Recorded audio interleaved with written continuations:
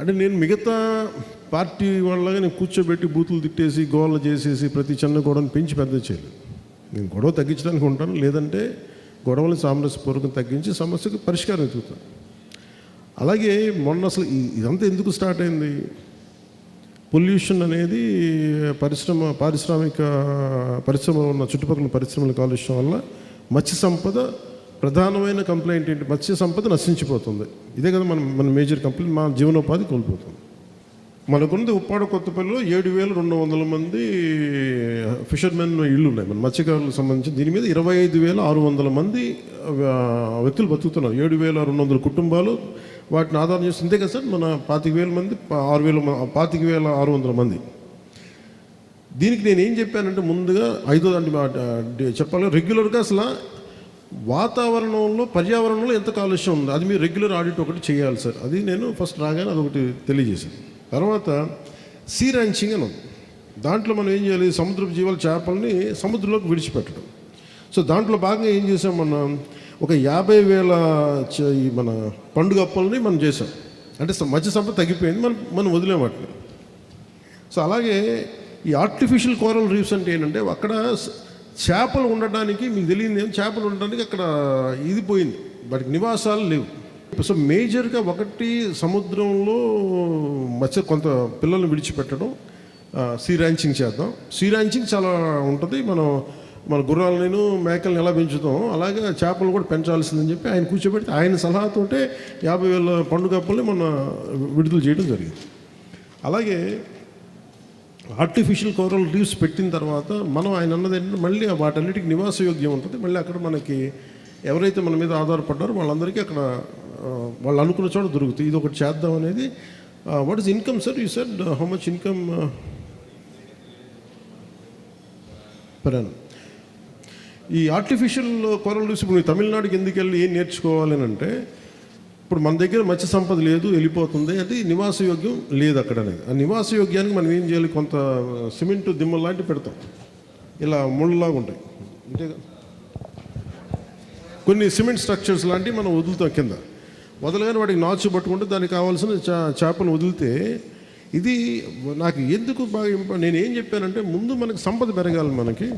So 1,500 చదరపు మీటర్లు విస్తీర్ణంలో 1 టన్ను సామర్థ్యం ఉన్న ఆర్టిఫిషియల్ రీఫ్ సముద్రం ఉంచడం, 300 రకాల సముద్ర జీవాలు, అందులో కనీసం 50 వాణిజ్య విలువలు కలిగిన చేపలు ఉంటాయి. అంటే మీరు అమ్ముకోగలిగే చేపలు. దీని ద్వారా ఆయన అనేది ఏంటంటే 2 ఏళ్ల కాలంలో కనీసం మీకు ఒక 2 కోట్ల ఆదాయం దొరికే సమర్థత దీనికి ఉంది. సో దీంట్లో మీరు గ్రూప్గా ఏర్పాటు చేసుకుంటారా లేదంటే? అలాగే ఇది మత్స్యకారు యువతకి. సో ఆడపడుచులకి ఏం చేసాం, ఇంట్లో వాళ్ళు కూర్చున్న వాళ్ళకి ఏం చేసాం అంటే మెరైన్ ఆల్గే కల్టివేషన్. ఇదేంటంటే పోషక విలువలు ఉంటాయి, ఔషధ విలువలు ఉంటాయి. అలాగే దీన్ని కాస్మెటిక్స్ కింద వాడతారు, లేదంటే ఫెర్టిలైజర్ల కింద వాడతారు, బయోఫ్యూల్స్ కింద వాడతారు. దీన్ని ప్రోటీన్ పౌడర్గా చేస్తారు. అలాగే జపాన్ వాళ్ళు తినే సూషి అనే దాంట్లో పెడతారు, సాలడ్స్లో వాడతారు. అలాగే కాస్మెటిక్స్లో కూడా మాట్లాడతారు, ఐ క్రీమ్స్. సో అందుకని ఈ సీవీడ్ని తయారు చేసేది ఆడపడుచులు కనుక తీసుకుంటే అది యువత ఇలా చేస్తే ఆడపడుచులకి ఇది వాళ్ళు వెళ్ళలేరు కాబట్టి వాళ్ళకు కూడా ఇంట్లో దగ్గరలో ఉండే ఆదాయం చేసుకోవడానికి. అందుకే దాని స్టడీకి తమిళనాడుకి వెళ్ళి మీరు దీన్ని నేర్చుకుంటారు. పగడపు దిబ్బలా మీరు ఏమంటారు? పగడపు దిబ్బలు అంటారా?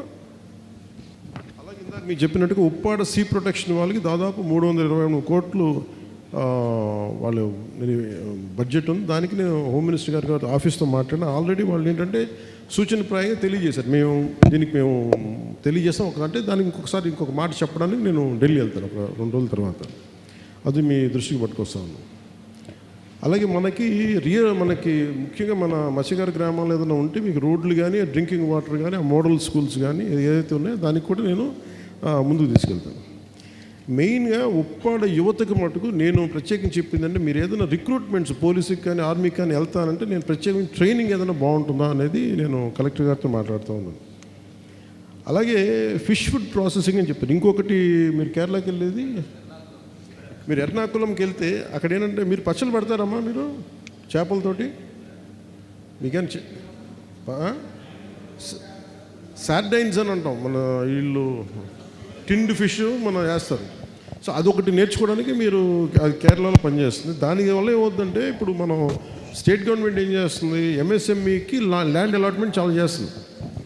ఈ మధ్యతరగతి చిన్న పారిశ్రామికవేత్తలు అలాంటిది మన మత్స్యకార కుటుంబాల నుంచి మీరు ఈ క్యాండ్ మన ప్యాక్డ్ ఫిష్ని కానీ డ్రై ఫిష్ని కానీ చేసుకోవడానికి ఎంఎస్ఎంఈకి ల్యాండ్ మీరు కనుక నేర్చుకుంటే ఇవన్నీ మీకు పారిశ్రామికవేత్తలుగా కూడా మీరే అంటే మీరే మత్స్య సంపదని బట్టి దాన్ని ఎండిపోకుండా మళ్ళీ పాడైపోకుండా మళ్ళీ కూర్చోబెట్టి దానికి వాల్యూ ఎడిషన్ అన్నమాట. మీరు అంటే పట్టుకున్న సంపదని మళ్ళీ మనం కూర్చోబెట్టి రకరకాలుగా దాన్ని స్టోర్ చేసుకుంటే అది ఎంత ఉంటుంది అనేది దాని మీదకి ఫిష్ ఫుడ్ ప్రాసెసింగ్ మీద మీకు ఒక అవగాహన ఉంటుంది.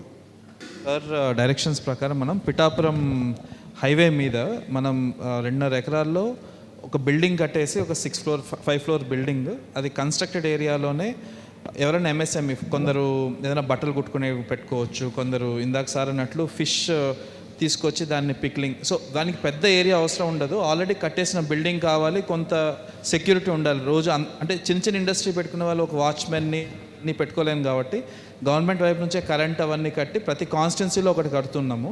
అలాగా మనం కాకినాడ జిల్లాలోనే అతి పెద్దది మనం పిఠాపురంలో ప్లాన్ చేసామన్నమాట. ఒక నిమిషం, అందులో సార్ డైరెక్షన్స్ ప్రకారం ఆ మొత్తం ఎన్ని స్క్వేర్ ఫీట్ కదా అన్ని 50% కేవలం మత్స్యకారులకే దాన్ని అలాట్ చేసే విధంగా సార్ డైరెక్షన్స్ ఇచ్చున్నారు. ఆల్రెడీ దానికి సంబంధించి మనం ఫౌండేషన్ వేస్తాం sir. When ever next sir Pithapuram ఉన్నప్పుడు దానికి ఢిల్లీ నుంచి వచ్చిన తర్వాత పిఠాపురం వచ్చి దానికి ఫౌండేషన్ స్టోన్ వేస్తాం. ఎందుకంటే నేనేం కోరుకుంటున్నానంటే ముఖ్యంగా మన ఈ చిన్న వ్యాపారం చేసుకోవడానికి పారిశ్రామికవేత్తలు మత్స్యకార కుటుంబాల నుంచి కూడా రావాలి. అది నా ప్రగాఢమైన వాంఛ. దానికి నేను మీకు అండగా ఉంటాను. సో అది అలాగే ఈ పొల్యూషన్ గురించి వీటి గురించి రెగ్యులర్ ఆడిట్ ఒకటి చేయడం. ఇవి కాకుండా ఒక జాబ్ మేళలు కానీ రెగ్యులర్ హెల్త్ చెకప్స్ కానీ కోస్టల్ టూరిజం వీటన్నిటి మీద నేను ప్రత్యేకించి అక్కడ ఇంకొంచెం దాని మీద కూడా వర్క్ చేస్తాను. అది కూడా మీకు అక్కడికి వచ్చి మాట్లాడతాను. ఇంకోటి మనకి సినిమాలు చేసుకోవడం చాలా కన్వీనియంట్. దానివల్ల కూడా కొంత ఫిషర్మెన్ ఎట్లా వాడాలి అనేది ఒకటి ఉంది. అలాగే కోస్టల్ షెల్టర్ బెల్ట్ అని మనం గ్రేట్ అంటే మన ప్రాంతం అంతా రేపొద్దు మన తుఫాన్ వస్తే మనకి మీరు కూర్చుంటే చిన్నపాటి మొదటి లేయరు చెట్లు కనుక ఉంటే చాలా వరకు అది కాసేస్తుంది. మనం అది వదిలేసాం మనం ఈ మధ్యలో. దాన్ని ఎలా చేయాలి, ఒకసారి మీకు ఏది ఇబ్బంది ఉంటుంది ఏది ఇబ్బంది ఉండకూడదు అంటే ఇక్కడ చెట్లు నాటితే మాకు అప్రోచ్కి కష్టం అవుతుంటే అలాంటివన్నీ పరిగణలో తీసుకొని దాన్ని ఒక జాగ్రత్తగా చేద్దాం. దాన్ని ఒకటి ప్లాన్ చేస్తాం. అలాగే ఈ పారిశ్రామికవేత్తలతో కూర్చొని సిఎస్ఆర్ ఇనిషియేటివ్స్ ఉంటాయి, కార్పొరేట్ సోషల్ రెస్పాన్సిబిలిటీ వాళ్ళు కొంత చేస్తే అలాంటి మనకి ప్రత్యేకించి నీటి అవసరాలు కానీ వీటిని కూడా వాళ్ళతో స్కూల్స్ కానీ ఏదైనా సరే ఇన్ఫ్రాస్ట్రక్చర్ మనకి ఏదైనా కావాలంటే దాంతో కూడా మనం మాట్లాడతాం. ముఖ్యంగా స్మాల్ హెల్ప్ డ్వాక్రా గ్రూప్స్ తోటి ప్రత్యేకించి ఈ ఫిషరీ మన ఈ మత్స్య ఉత్పత్తుల్ని మనం ఎలాగ మనం స్టోర్ చేసుకోవడం పికిల్స్ కింద దానికి కూడా ట్రైనింగ్ ఎలా ఉంటుంది బాగుంటుందని అంటే ఇది మనం అమ్ముకోవడానికి కాదు, ఎక్స్పోర్ట్ చేసేలాగా. సో మన ఎంఎస్ఎంఈ మన 50% ల్యాండ్ చూసుకుంటే ఇవన్నీ మనం స్టార్ట్ చేస్తే దీన్ని ఒక సర్టన్ క్వాలిటీ కంట్రోల్ తోటి మనం ఆదాయం వచ్చేలాగా ఇవన్నీ ప్లాన్ చేస్తాం. సో మీరు కేరళను తమిళనాడు ఈ మీటింగ్ వెనక నేనేం ఆ రోజు చెప్పి మర్చిపోలేదు, నేను ఉన్నానని చెప్పడానికి మళ్ళీ అంటే ఆ భయం ఉంటుందేమో మీకు, వదిలేసాడు మళ్ళీ మమ్మల్ని అట్లా ఏం వదలను నేను. కాదు ఏంటంటే 100 పనులు చేయాలి కాబట్టి అన్ని పనులను ఇక్కడి నుంచి కూర్చొని చేయాలి కాబట్టి చేస్తాం. మళ్ళీ వస్తాను, అన్నీ ప్రయత్నం చేస్తా ఉన్నాం, అన్నీ బాగా జరుగుతాయి. పార్టీ పరంగా ఉండొచ్చు, ఇంకోటి ఉండొచ్చు, మనకి అంటే 1000 ఓట్లే ఎక్కువ వచ్చినాయి మిగతా వాళ్ళు వేయలేదని నాకు ఏం లేదు. నాకు ఓట్లు వేసినా వేగిపోయినా మీరందరూ నా వాళ్ళు, నా సొంత కుటుంబం, నేను చేస్తాను. అయితే మనస్ఫూర్తిగా మీ అందరికీ మేము అండగా ఉంటాం తెలియజేసుకుంటూ దీన్ని బాగా సద్వినియోగం చేసుకోండి.